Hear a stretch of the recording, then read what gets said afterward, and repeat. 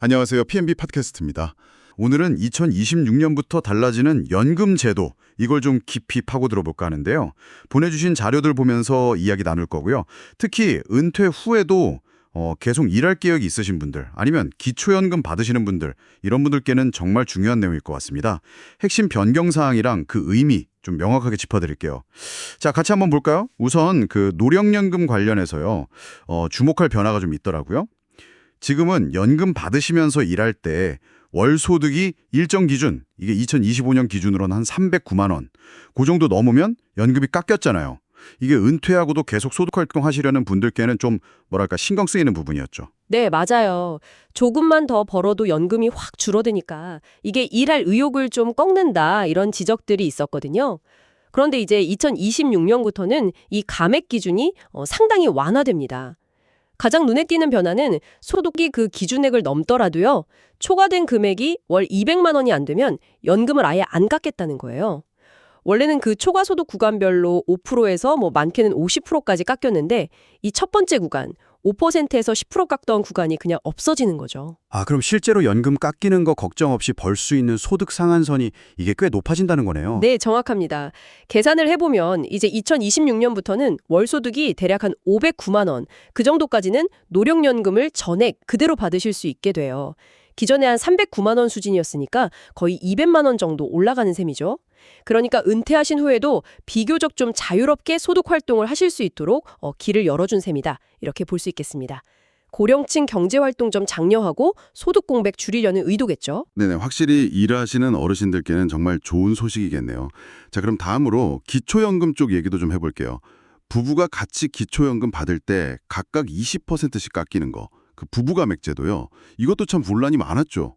이게 왜 좀 문제가 됐는지 구체적인 예를 들어주시면 더 와닿을 것 같아요. 네, 이 부부가맥은 사실 그 같은 조건의 혼자 사시는 어르신 가구랑 비교했을 때 부부 가구가 좀 불리하다 이런 지적이 계속 나왔습니다. 예를 들어서 2025년 기준으로 보면요. 혼자 사시는 분은 최대 한 34만 원 정도 받으시거든요. 그럼 부부면 이론상으로는 두 분 합쳐서 68만 원 넘어야 하잖아요. 그렇죠. 단순 계산하면. 근데 지금은 20%를 깎으니까 실제로 받는 돈은 한 54만 8천 원? 그 정도밖에 안 돼요. 이게 매달 13만 원 넘게 차이가 나는 거고요. 연간으로 따지면 160만 원 가까이 차이가 나더라고요. 와, 생각보다 정말 큰 금액이네요. 그래서 이 부분은 어떻게 바뀌는 건가요? 정부가 이걸 단계적으로 개선하기로 방향을 잡았습니다. 당장 확 폐지하는 건 아니고요. 2027년에는 감액률을 15%로 좀 낮추고 2030년에는 10%까지 더 낮출 예정입니다. 그리고 장기적으로는 이 제도를 완전히 없애는 걸 목표로 하고 있고요.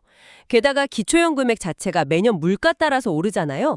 그것까지 생각하면 시간이 갈수록 부부 가구가 실제로 받는 돈은 눈에 띄게 늘어날 겁니다. 아, 단순히 그냥 금액 조정 문제를 넘어서 노인 빈곤 문제라던가 아니면 가구 형태에 따른 형평성 문제, 이런 차원에서도 의미가 크겠군요. 바로 그겁니다. 특히 부부 두 분 다 소득이 좀 적으신 경우에 이 감액제도가 오히려 빈곤을 더 심화시킬 수 있다. 이런 비판이 있었거든요. 그걸 받아들인 결과라고 볼 수 있죠. 그래서 만약 청취자분 가구가 기초연금 대상이 되신다면 노후 생활 안정에 이게 실질적인 도움이 될 수 있습니다. 그럼 잠시 그 기초연금 자체를 받으려면 어떤 조건이 필요한지도 한번 짚어주시죠. 네, 기초연금은 기본적으로 만 65세 넘으셔야 하고 국내에 거주하시는 대한민국 국적자분들 중에서요. 그 가구의 소득 인정액이라는 게 있어요.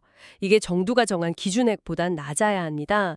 여기서 소득 인정액이라는 건 그냥 월급 같은 근로소득이나 사업소득뿐만 아니라 가지고 계신 재산, 집이나 땅 같은 일반 재산, 또 금융재산 이런 것들을 소득으로 환산해서 합친 금액을 말해요. 아, 소득이랑 재산을 같이 보는군요. 네, 그렇죠. 이 기준액은 매년 바뀌거든요. 2025년 예시로는 단독 가구는 월 228만 원, 부부 가구는 월 364만 원 이하였는데 이건 매년 달라지니까 신청하시는 시점에 꼭 최신 기준을 확인하셔야 합니다. 그리고 조건을 만족하시면 국민연금, 즉 노령연금하고 기초연금을 같이 받으시는 것도 가능하고요. 그렇군요. 소득뿐 아니라 재산까지 같이 본다는 점, 이거 기억해야겠네요. 자, 오늘 쭉 살펴본 내용들 한번 정리해 주시면 어떨까요? 네, 오늘 분석한 자료들을 이렇게 종합해보면 2026년 이후 연금 제도는 크게 두 가지 방향으로 가고 있다고 볼 수 있습니다. 첫째는 노령연금 받으시는 분들이 소득 활동하는 데 있어서 제약을 좀 풀어줘서 일하는 노후를 지원하겠다는 거고요. 둘째는 기초연금 부부 감액을 단계적으로 줄여 나가면서 부부 가구의 생활 안정을 돕겠다는 겁니다. 전반적으로 보면 어르신들의 소득 보장을 좀 더 강화하는 방향으로 제도가 개선되고 있다. 이렇게 요약할 수 있겠습니다. 네, 오늘은 2026년부터 달라지는 노령연금과 기초연금 제도, 그 주요 변경사항과 의미에 대해서 자세히 알아봤습니다.